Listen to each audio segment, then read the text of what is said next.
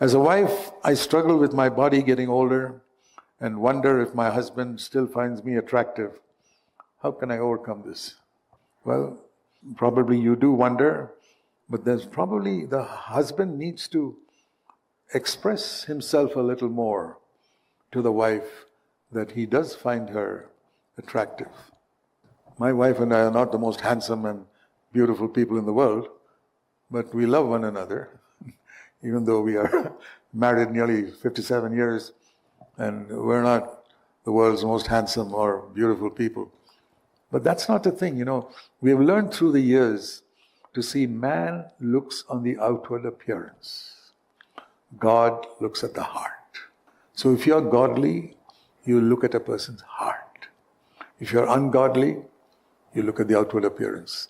So whoever you are, man or woman, if you're looking at the outward appearance of your partner, say to yourself, I am an ungodly person. Keep saying that to yourself.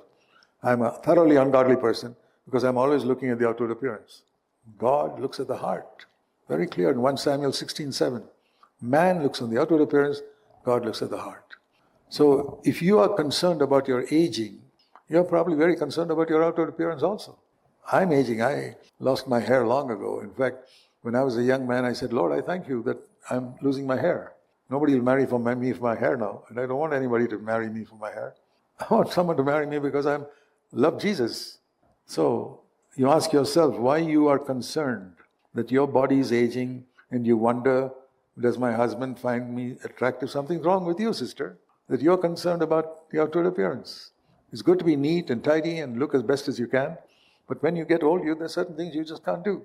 If your husband is unconverted, what to do? You try to keep yourself clean and neat. You can't make yourself beautiful, but you can be neat and clean and tidy. That's all you can do. Do that. And love him in a way that he sees that you don't love him because he's handsome, or you love him because God gave him to be your husband. I speak very strongly in some of these areas, not because I want to be offensive, but I'm very concerned that after so many years of hearing the truth, we don't seem to look at people the way God looks at them. Why is Jesus called the friend of sinners? It's one of the titles given to him.